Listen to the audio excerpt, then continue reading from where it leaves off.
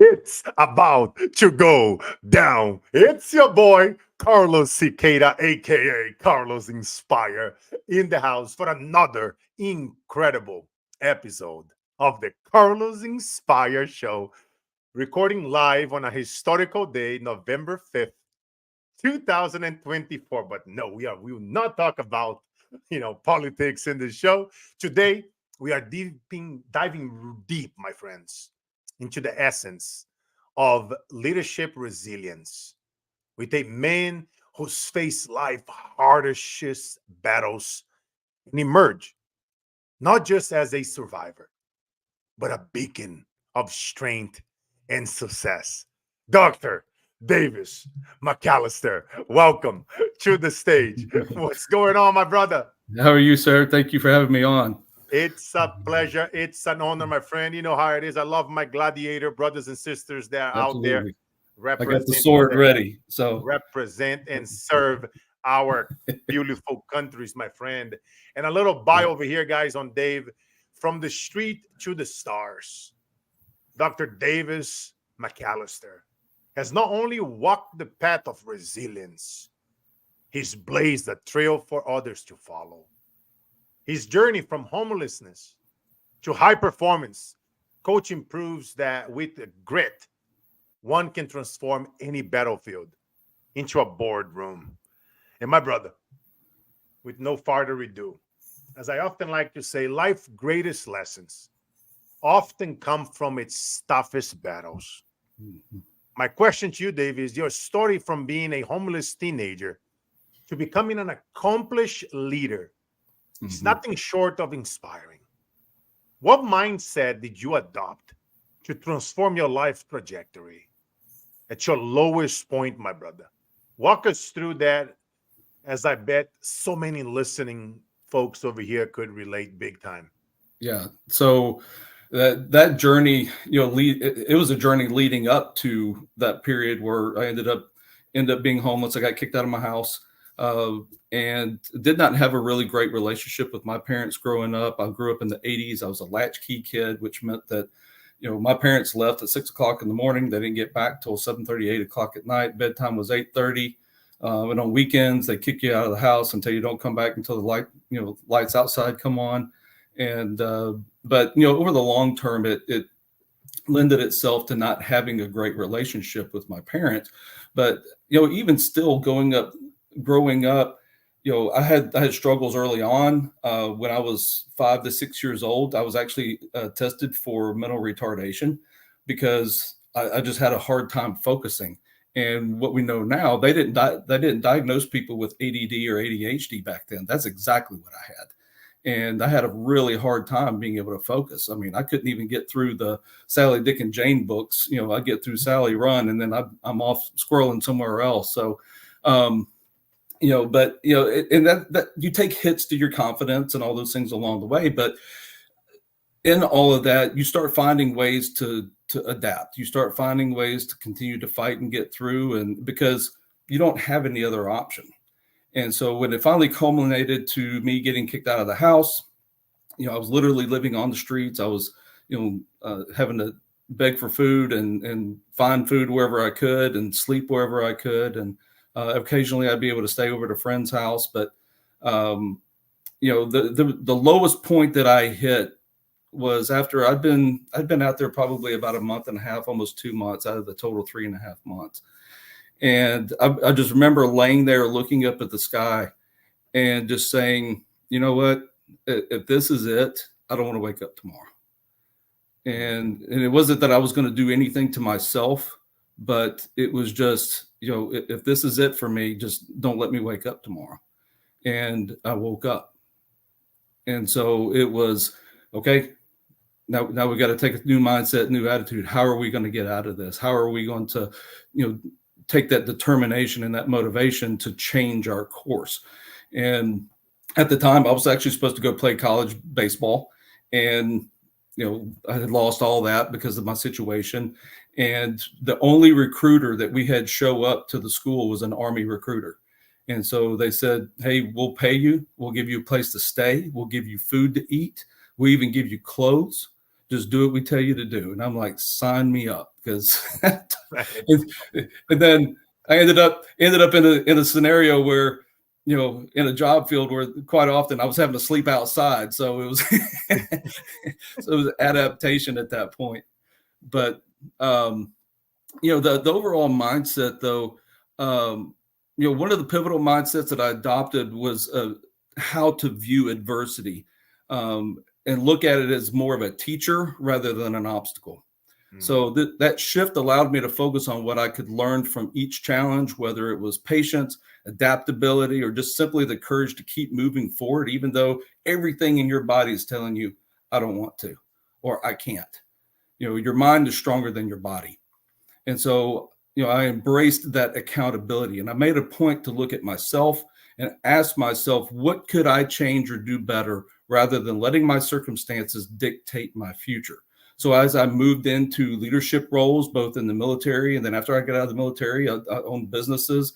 And that foundation of resilience has helped me to understand that setbacks are often just setups for future success. And so that mindset not only transformed my own trajectory, but became something I strive to instill in others. And it's the belief that we can always adapt, grow, and lead with purpose, no matter where we start.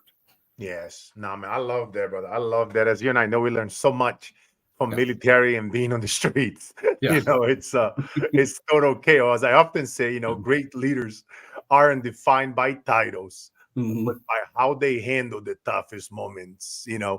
And speaking of toughest moments in military, how did your military experience as an interrogator and counterintelligence specialist, which I love that stuff, shaped your leadership style? Is there any crazy stories that you're allowed to share that's not classified? Yeah, I could probably share one story. I'll have to scrub it quite a bit, but just my military experience as in general as an interrogator and counterintelligence specialist, and it was one of those things.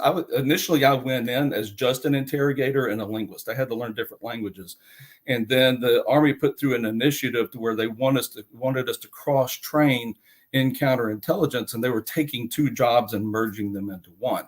So we ended up all getting cross trained. But it became foundational in shaping my approach to leadership. So when you're in the field, you're dealing with things that are incredibly high stakes situations where the ability to understand people and build rapport can make or break your mission. I mean, we're talking about just a single piece of intelligence information can mean life or death. I can't tell you how many scenarios that there are, if you go back through military history, where there was just detrimental things that happened to our soldiers or sailors or Marines, and somebody had the intel somewhere that could have made the difference. And so it's extremely important to make sure that we, understand that we get everything out into the hands of people that need to be able to use it. And so I learned quickly that leadership isn't just about giving orders. It's about listening, it's about empathizing, and it's about reading between the lines to assess the true needs of your team. Now, my story, it somewhat relates to that, but you asked for a cool story, so this was my cool story. So I'm actually going to show you. So I got this, maybe a little bit hard to see, but it's a gold medallion, and this was given to me by a general. And so how I got that was I was selected when I was stationed over in Korea. I was selected to go up and be an interpreter at Panmunjom, which is the little city that they've established that's in between North and South Korea. They have the buildings that you can go in and they do negotiations. And when you go in, there's a big, huge table, with a blue stripe down the middle that designates between North and South Korea. And in the back, each corner, there's an interpreter's box. And so the interpreter is supposed to go in there, put on a headset, and they got a microphone, and they're listening to what's being said, and they're translating into the microphone so that whoever's the dignitary is can hear what I'm saying. And for whatever reason, this time he told me wear my dress uniform, which you're supposed to anyway. And but instead of having me back in the box, he asked me to sit next to him. And so I was like, okay, that's different. And so, I sat down, and we're just going back and forth, and, the North Korean side, they're talking and I'm translating over, and then they have their own interpreter. And so he's speaking and I'm listening to what they're interpreting to make sure that it's accurate. And every once in a while, you got to interject because they'll change something and you've got to say, no, that's not what was said. And so sometimes there's those little interjections, but it started getting heated. And during that heated exchange, I just kind of got into a zone, and I was not only translating for my side, I started translating for their side, and I was just going back and forth, back and forth, back and forth. And finally, everything just kind of settled down and, kind of calmed down. They came to an agreement on some things, and then we got done, and he walked out, and I'm not going to use the language that he used, but he just said that was outstanding. So, and I ended up, getting that and one of his coins and stuff with it. So that was kind of probably one of the coolest things that I had happen to me. So. No, man, that's awesome. And I love, stuff like that. And it's pretty cool. And, it's so cool, guys. We learn so much in military that we can apply a lot of those principles in life. I often, when I'm speaking on stages around the world, I use a framework that I call LAT. L stands for we got to listen more, right? Whenever I'm traveling, let's say if you're out of the house traveling for a few weeks, whatever, you come back, the wife is handling the kids and everything, so when you come home, why women, what do they do when they hang out with other women? They love to talk and they listen to one another. So the L means listen more, right? And the A, and this is something that CIAs, FBI, interrogators, military folks in high trainings, we all go through this type of trainings. The A means ask more questions. The person, you guys heard that in many personal development certifications and trainings, the person that asks the most questions is in control of the conversation, right? You ask more questions. People love to talk about themselves. And then the T, it's amazing. It's the reason why I'm married for 19 years and counting. Just kidding. Not really. Maybe it is. And the T means for tell me more. So whenever I'm out for a few days or a few weeks traveling, or if I was able to, often when you are talking, you're speaking, and they want you to hang out, spend an extra day. If you're in Dubai, the Royals, no, Carlos, spend an extra days. Like, man, I was supposed to take the wife on a date, and now you're putting my 19 years into trouble. But when that happens, my friends, all you do, sit down, tell me more. So LAT, a little gift for you guys listening to the great David stories here. Yeah. And so, as say again, Dave. I was going to say, one of the things I just want to kind of bring out is one of the things that experience taught me was patience, the importance of trust, and that ability to be able to, as you said, listen. Actively listening to, and when you're in leadership, that's actively listening to your team, actively listening to your kids or your spouse, and making sure that you're given 100% focus. Leadership's not about control. It's about creating an environment where people can feel empowered to be able to contribute and be their best. Yes. No, amen, my brother. Amen. And it's the little things too, right, David? It's like I often talk about less is more. It's just like, by listening, you're walking around the floor and you see an employee down, like real talk. How you really feeling? Just no HR in the room. Let's talk. Go for a coffee. Go for a walk around the facility. And it's those little things that people sometimes they take it for granted, right? That they'll walk around the building. I don't care if it's nothing outside. Just walk around the damn parking lot and really kind of hear that person out. Sometimes that little act, like, oh, wow, the boss took me out for a walk. He saw me down. He told me that I could have kept it 100. And, it was an off the record conversation. Let's go. It's the little stuff, and I want to take a quick pause, letting you guys know, our mission, it reaches far beyond the, inspiring leaders, which you guys know. I love interviewing incredible leaders like David. But this show, guys, as you guys know, is free. It's all about bringing you guys massive value and taking the best, right? As you guys know, I try to ask great questions to my guests so they can bring great value like David's been bringing here to you guys so that we can help even more people. You guys know David's, been in military. I've been in military. We are servant leaders. We love helping people. And I often talk about this platform. He is creating a platform for those whose voices often go unheard. Many of you guys are listening to us, and I bet you, you will love to be more out there. And that's the goal with this show, is to bring you guys great knowledge, great strategies, so that you guys can get out there. Mm-hmm. And, serving people right now, they are going through tremendous chaos. You guys know I'm big in going out there on the streets, serving people in Brazil, in the US, people that are hungry, people that work on the streets, families that are not eating right now. So whatever we make from social media, from raising money through our show, from our guests who are kind to donate money towards our causes. Shout out to Davis, just beautiful heart leader, donating to our causes. So I just love showcasing stories of leaders. So if you guys are listening to me, you're an amazing, you have an incredible story like Davis. You have something to share. You have something that you leave other people in a better place.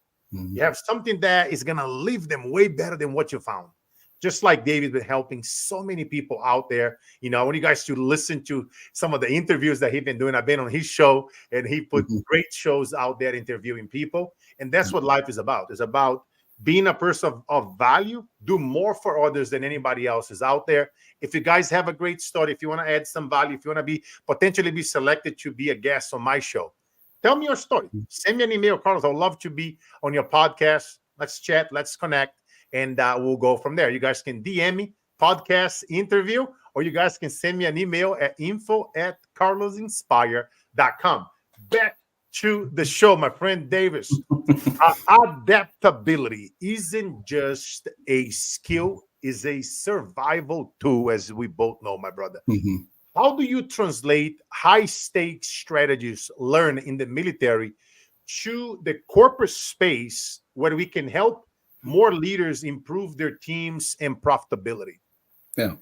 One of the things that I'd like to point out, I do have a couple books that I've, one that it's already out, and I've got one that's about to come out. And it's funny, they're called the Interrogator's Guide series. And I talk about how I've been able to take some of these things and translate them into the business world. So the first one's about sales mastery, and then I've got leadership. But when we look at high stakes military situations, there's not a lot of room for error. And every decision has to be made. You just gave us a great thing about, I want to read it. When are the books are going to come out? Yeah, the Interrogator's Guide to Sales Mastery is already out. It's on Amazon. Okay. And I'm in the process of going through the publication right now for the Interrogator's Guide for Leadership. Awesome. So, guys, I want you guys to go on Amazon right now and check it out. Dr. Davis McAlister, the Interrogator's Guide. And awesome. All right, my friend, go ahead and continue. You couldn't drop that without telling us where to go. Yeah. I want to read that book. Yeah. We have to make every decision with purpose and clarity. And so translating that over into the corporate world, I focus on strategies that help leaders operate with the same level of precision and focus so that they can improve their teams and bottom lines. Also, it helps with employee retention. It helps with productivity.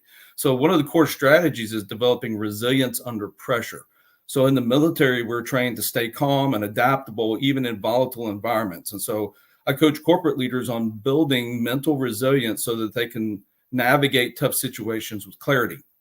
So when leaders keep a steady mindset, their teams are more likely to perform consistently, even under stress. Because you think about when we get under stress, when we experience problems, problems are just a matter of life. And you and I both know that, life is either you're going into a problem, you're in the middle of a problem, or you're coming out of a problem. You're usually in all three phases at the same time. But it's how you approach it. And so if you keep a steady mindset, your teams are more likely to perform consistently when they're under that stress. And so they will make better decisions, they'll communicate better, and they have better intent. Because sometimes when you introduce stress, people will go into that self-preservation mode, and then it's all about them, and it's no longer about the team. It's no longer about the mission. It's no longer about the purpose. And so the goal is to not drop back into that mindset. So another critical strategy is leveraging clear communication and trust. So in the military mission requires seamless collaboration, and it does successful businesses as well. So I help leaders understand how to set clear expectations, communicate directly, and establish a culture of accountability. So when teams know their roles and can trust their leaders, they're more engaged and effective, which is going to be in turn enhance efficiency and profits. So the final thing that I would say is I focus on problem solving through adaptability. So in military intelligence, we're working with limited information and need to adapt very quickly. And so I encourage leaders to develop flexible strategies so that they can pivot effectively as markets and projects shift.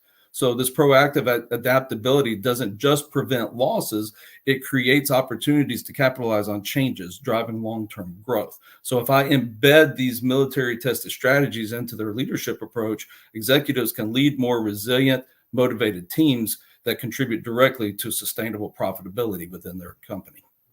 I love that. I love that. You know what I mean? Like you say, being able to think, and then not only that, like empowering your frontline, empowering your teams, you know, to take decisions and to make decisions.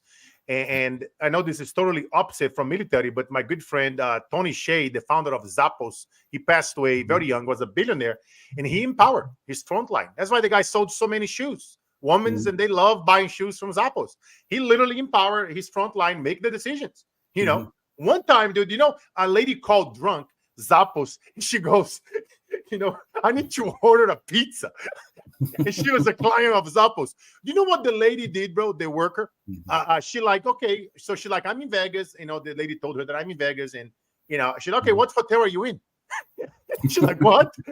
She's like, I'm in this hotel. I'm driving back there right now from a party with my friends and this stuff. And I'm a loyal client of Zappos. So she was drunk, calling up. Dude, the customer service lady, Dave, she ordered the damn pizza, bro. Oh, wow. And send it to her. Like, but you see, like crazy, wild shit, right? Yeah. And we're talking about empowering a lawyer. It's extreme stuff, right? But it's the same thing that you and I seen out there, right? You seen in the military, I seen in the field, and it's just crazy shit. And we got to be constantly prepared for battle and empowering our people and be able to adapt, right?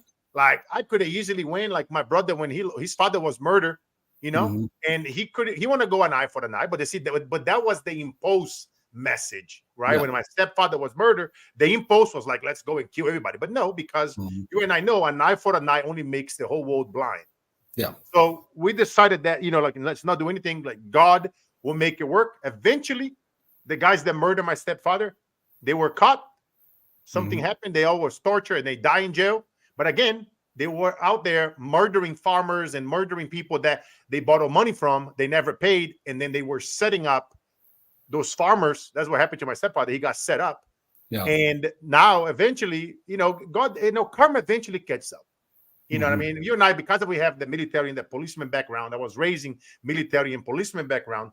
You know, I'm a 6'5", 300 pounds. We both big guys. That's always going to be the first response. You know, somebody murdered somebody from our family. Oh, let's go get them. But that's when you're like, no, hold up. You know, hold up. Because it will never stop, right? In Brazil, it's like what you've done with the shit all the time. They murder somebody from my family. I murder from yours. They murder from ours. It never ends. So when you're going to cut the umbilical cord, let's put it on the side. That's why I told earlier, you know, we're not going to talk about politics, but if we would have just to put political and religious beliefs on the side and actually sit down on a table, you and I know, brother, we could eliminate most world problems. But they don't want to do it. And that's why leadership, it starts with us. It starts with us leading our streets, our communities, our neighborhoods, like, you know, the stuff that they talk about in the Bible. Help your neighbor, right? And now we can help others. Start helping ourselves first, like oxygen mask in the plane. Help yourself first. Don't be like a non-profit. And go out there, make some money, invest in great people for your company. Now you'll be able to buy your time back. And now we can go and do what we love to do, speaking on stages, doing interview, having conversations like this, like a real talk conversation to help people. And speaking of crazy shit and crazy, you know, stuff that happened in our own lives, brother, and yours and mine. I mean, every setback is a setup for a comeback, as we know. Somebody probably stolen that from the Bible, but you also face, you know, challenges that many would find insurmountable, right? In life, you know, as a kid, teenager, homeless, military, out there doing, you know, your counterintelligence and interrogations. I know some stuff we cannot talk about it because it's classified, but what advice, you know, do you have for leaders like they are facing right now, like something that seems impossible to fix? What is something with your experience that where should they go first? So the first thing that I always tell them is seek first to understand. Okay. And that's applicable in a whole lot of situations. If you have a conflict going on, if there's something going on in your company, you have people that aren't getting along, you have something is not going according to the goals and plans that you have set out, seek first to understand. Don't react. You got to take that deep breath and don't react. Don't be reactive as a leader. You need to be proactive, okay? And you can be reflectionary, but don't be reactive. And so, because what happens is a lot of leaders, they start getting under stress. They start seeing that there's a problem. I'm feeling caged. I'm feeling trapped. And then what's the natural tendency? Natural tendency is to react, whether it's lashing out with communication or making, drastic decisions, or, not sitting down and refocusing. My wife says this all the time, because, as long as I've lived, I'm still going to have issues, still going to have problems that we're going to have to deal with and overcome. They may not be as insurmountable as the ones that I've encountered before, but they apply to what we have right now. And sometimes when you don't know what to do, the best thing to do is float. Yeah. Just lay back in the water and just float. For real. And a lot of times, if you'll just do that, take that pause, take that time to self-reflect and just set it aside, it allows you to be able to refocus, and the picture will become a whole lot clearer for you. Dude, you just made me realize when I was young, my cousins and I, we were like in the beach, and you know how the beach sometimes when the water goes up and down, and the water actually start coming, it went around us in a circle, and we got trapped. By that time, the water was already high, and we started swimming, and the waves was bringing us back. And I was like, and I'm like I'm like a shark in the water. But my cousins, they were not. It was a girl cousin and a boy cousin, and they were like about a year or two young apart. Yeah. And I told them, guys, it's not gonna work. I'm a strong guy. I'm like a fish in the water, and I'm like butterflying over the waves. Yeah. And I say, guys, we're gonna have to change. We're gonna have to adapt here right now. And so here's the situation. We won't be able to. Let's wait for the things to calm down. Let's start floating. Let's start floating. I'm gonna float my big ass to the coast. You choose stay here, and and then, but if my cousins start freaking out, okay, don't worry, I'll try to take you, but float. Hold on to my leg. Now I'm floating and I'm going nice and calm. A few butterflies floating. It's so true. You're talking about float. Literally, when you say that word float, it brought me back in that time. And the only reason the three of us are survived, or them two, because I couldn't bring myself back, you know what I mean? But the reason those two, and they got beautiful children. Some of their kids, they play soccer in Brazil, like professional and stuff. Yeah. And the reason why they are alive is because they listen. I say, hey guys, I have to kind of yell out, hey, no freaking out. That's not going to work. We're going to die. You guys, it's too strong. But because they listen, they got center and they start floating. We was able to figure it out. I'm gonna go take one of you with me, and then hold her, since she couldn't stay back and she was freaking out. Then I went for like probably good 50 feet. A surfer were surfing, and I said, can you come helping me out and go and get my cousin? And then the surfer went and got my other cousin, the boy cousin, and then we went to the shore. But all because we was like, okay, center, focus. And that wasn't the first time, and but trust me, every time, man, when I'm out there on the water, I love the oceans, I love the water, I like scuba. I go underground caves. Sometimes the oxygen runs out. I gotta swim back up, but I can stay under for 2 minutes and swim back up. But again, when you're doing cave diving, the same thing. Yeah, we are big boys. If you get stuck down there, you gotta take the shit off, and now you gotta swim your ass back up, and you better make sure you can hold it. You're practicing being underwater for a minute or two so you can make it all the way back up to surface. But again, it all goes back to what you're saying: adaptability. Prepare ahead of time. Don't wait for the tsunami to hit, right? Be around leaders like David. Be around leaders like myself, right? Have us come in and speak for your sales team, for your customer service, so that we can transfer the skill sets that we acquire in military in our lifetime to your teams, and now being able to pass that on to the entire downline and help those companies improve the profitability and everything else. Now, man, I love that, brother. I love that. And, one thing that I always say, Davis, is growth never happens in comfort zones, right? Just like I just finished saying, we got to adapt before the tsunami hits. It's something I'm always preparing. What is my worst and fears? What are those? And I'm constantly, I love, our children, right? We never want to die before our kids, right? And it's something that, you got to prepare mentally for this type of things. But with your extensive academic background, the military and everything, how important do you believe learning and upscaling are for leaders today? Knowledge is power, right? I mean, that's an old cliche, knowledge is power. And, there's so many people that have come before you that have either gone through the exact same thing that you have or something similar and figured out a way to get through it. And so if you don't continue to obtain knowledge, if you don't continue to read, I mean, how many statistics are out there that shows that the top 1% of leaders in the world are avid readers? And they have an extensive reading list. They listen to, some of the top minds of the world as far as, leadership. And it doesn't really matter if it's necessarily military or people that have, run businesses and corporations.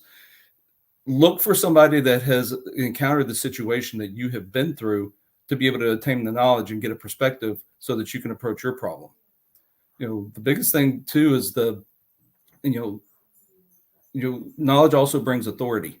So you've got to be able to, if people are looking at you to solve problems. And so if your team is looking to you for answers and you don't have them, you just lost your people. You've just lost trust. You've just lost credibility. And so you've got to be able to come up with answers. It doesn't mean you have to have all the answers, because there are the times that we sit down and say, okay, look, this is the scenario that we've got.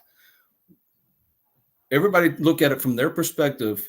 And what do you see as the possibilities? What do you see as the problems? And what are the things that we could possibly do to address those problems, and then put it together as a team to be able to address that problem? You don't always have to have all the answers. Okay. And a lot of leaders think that way. I mean, how many times have you come across somebody that you can't tell them anything? Yeah. They already have this perspective. They know everything. They can't learn anything. And I'm sorry, but the minute that you think that you can't learn anything and you can't grow, you are now dying. There's no such thing as stagnation.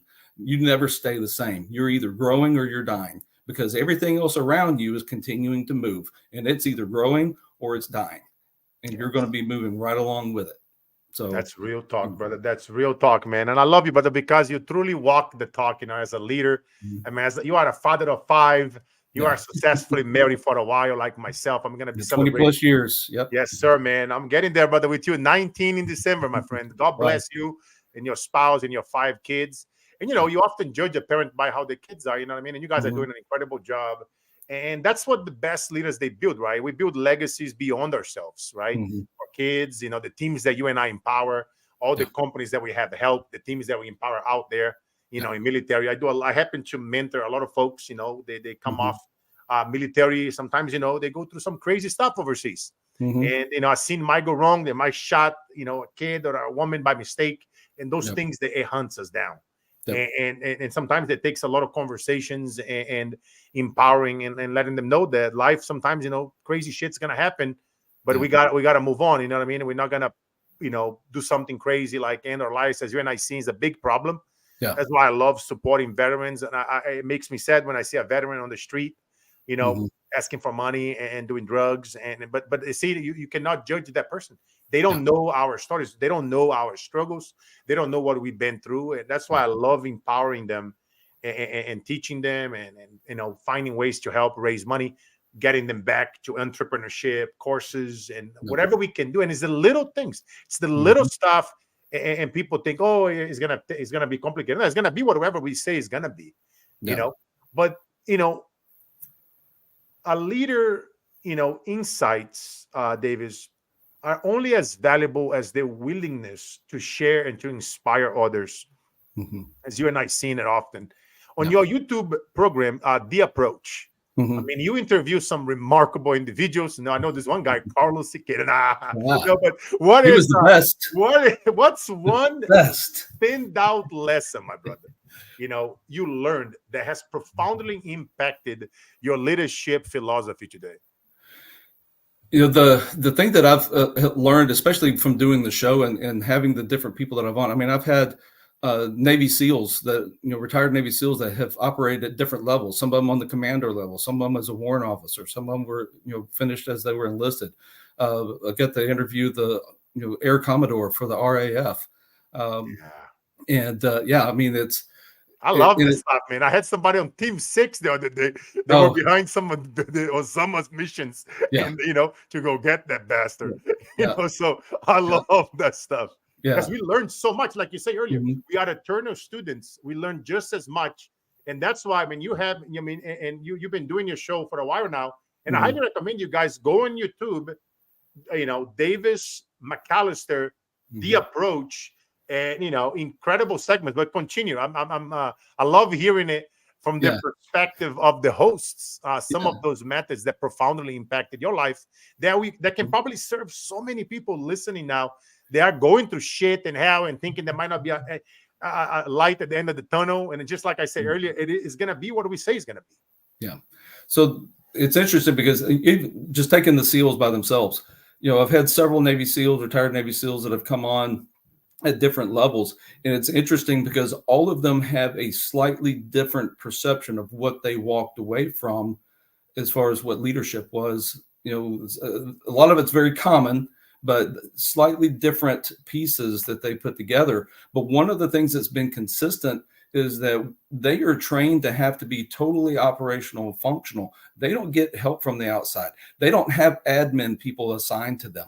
They don't have those extra people to go in, and they have to do it all themselves. Like an assistant, right, Davis? Yeah. There's no virtual assistants. And so they have taken, this is the reason why you see so many Navy SEALs that are coming out and becoming entrepreneurial and succeeding on the outside, is because they're taking those same principles that they learned and they're applying them out into the real world and now trying to teach others to do that. And the thing that I take away from that is that, it's not a competition. It's not, you and I are not in competition with each other. I'm not in competition with those guys, even though we all have the same audience. We all have the same, target audience of who we'd like to be able to work with or coach or whoever. It's because we are all individual and we all take something away different. I can stand in front of a room of 200 plus people, one thing, and I could get 200 plus, interpretations, depending on how many personalities some people have. But, I may get 200 different interpretations of what I said. And it's because we hear based on how we are, not necessarily how things are. And so that's why it's important to be, we talked about communication earlier. It's so important to be able to understand that when you're communicating, you have three aspects to communication. You have the message, you have the sender, and you have the receiver. Well, the thing that you have the most control over is what you say, which is the message, how you say it, which is you, and then how it's perceived on the other side. And I think there's a lot of misinterpretation of what this word means, but the empathy is just understanding how do people perceive the message on the other side. And if you want to be able to reach more people, you have to change sometimes your delivery. Sometimes you have to use a little word usage. We all have different personalities. And so again, we filter and we process information differently. And, the reason I say all that is because that's what I pulled out of, interviewing these guys from the SEALs, is that they all went through the same program. They have all been within the same structure, but they all came out with something slightly different out of that. And they apply it slightly different. I love it, guys. You guys got to check it out, aka The Approach, Dr. Davis McAlister on YouTube. He's dropping, we were just talking before the show, YouTube is a great source.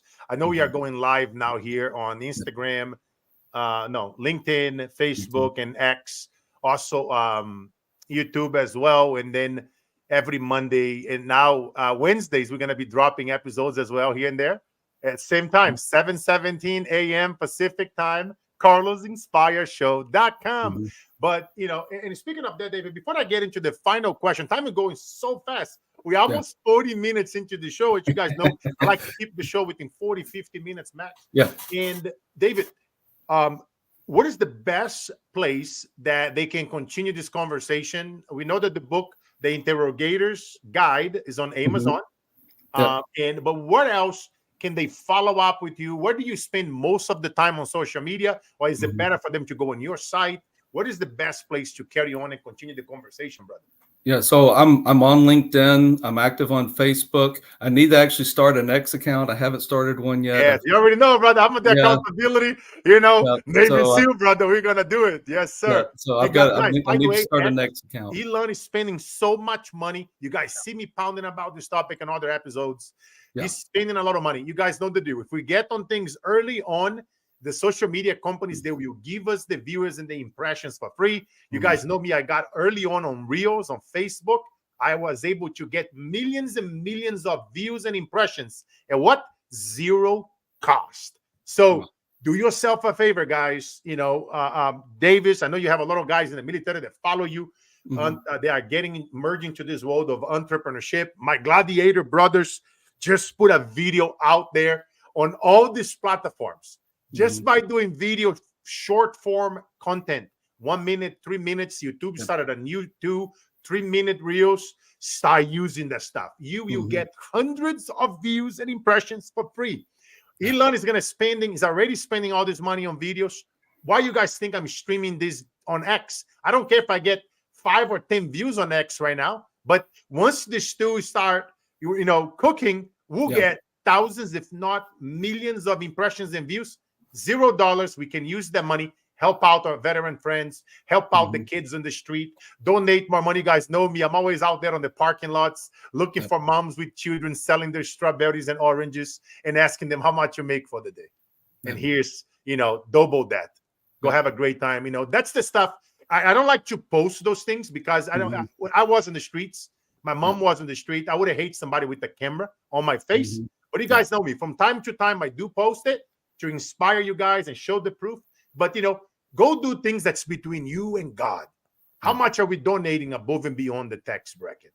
What are we doing that we are not posting on social media, right? You guys know me. I'm big when it comes to ending hunger. But go ahead, David. I get fired up with these things, man. Whenever I have my veteran brothers on the show, I cannot help it but to, want to serve you guys. I pray that we can sell, 100 copies of the Interrogator's Guide between now and the holidays, guys. Let's go ahead and help David.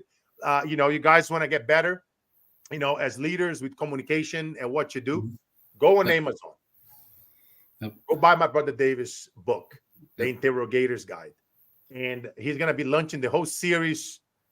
Go through the series. I'm telling you, you learn a lot from my military brothers and sisters. And what is the best place to hang out and to follow you, David? So you say you on LinkedIn, you active there, Dr. Davis McAlister? Yeah, Dr. Davis McAlister. I'm on Facebook quite a bit. And I have a little bit of an Instagram, but I don't concentrate so much on Instagram as much. A little bit on TikTok. I put out a lot of short videos just out on TikTok, trying to draw attention, especially to a lot of my guests. But I also have my own website. It's drdavismcallister.com. And if anybody's interested in ever having me come out and speak, or if they're interested in any of my programs, they're more than welcome to go onto my website and they can reach out to me through there. Or you can just email me at info@drdavismcallister.com. No, guys, I highly endorse my brother Davis here on the show, guys, and check it out. And you guys know me, it's not just because, he's military veteran and I was as well. It's because, he's been out there. You guys know, father of 5, been married for more than 20 years. It's like, that's how you judge somebody for the things that we do and we accomplish and out there. And sometimes there are things that happen on the back end that's way more important than having 1 million followers or having the celebrity clients and the athletes and blah, blah, blah. It's like, what are we doing? Like, the magic that's happening real time. And my friend David, we get to the last question of the show, which it's 50 years from now. And it's your eulogy. You are 100 years old. And your best friend, one of your loved ones, is going to be reading it. And I'm going to be there if I happen to be still alive. I'll be smoking a cigar, listening to some AC/DC Thunderstruck, or TNT. We are dynamite, and that person's going to say, Dr. Davis McAlister was dot, dot, dot. In your own words, my friend, who was Dr. Davis McAlister? Dr. Davis McAlister truly cared, and he truly poured into people. He wanted people to succeed. He wanted to see people overcome. He loved being able to see the smile on their faces when they did something they never thought they could. And he's dedicated his life to that. And the evidence of that is that when I look out across this room, there are hundreds of people that he has impacted and influenced. And that is the real sign of how much influence and impact he truly had by the number of people that are here today. Wow. Ladies and gentlemen, there you have Dr. Davis McAlister. Incredible episode, my friend. God bless you, my brother, and all that you do. And I'm looking forward. I already know people are going to love this episode. We're going to see some great engagement on LinkedIn. Shout out to all my friends on LinkedIn. I know today's election day. We are live. We actually get quite a few people here watching. I'm watching it, looking at the numbers. And I appreciate you guys. If you guys are here on the replay, if you guys buy Dr. Davis McAlister book, let me know. I love surprising people. Anybody that help out my military friends, I support. And like I said, man, I highly recommend following Davis and having him come in and speak to your team, to your group. And let's rock and roll, brother. I appreciate you again, my friend. I'll be here today showing up, full blown as always. And rock and roll. And guys, you guys know the drill. Life is all about the mission, never the commission. And if you ever feel like giving up, pull that trigger, jump that bridge, do something stupid, reach out to Dr. Davis, reach out to me, send us a message before you do it. At least give us a shot to talk to you for a minute or two before you do it. Yeah. And remember, imagine two big boys over there on your left and on your right, looking at you in the I'm not eyes. as tall as you, but I'm pretty thick. So giving you a hug, looking you in the eyes and saying, the days that breaks us are truly the days that makes us. All right, let's go.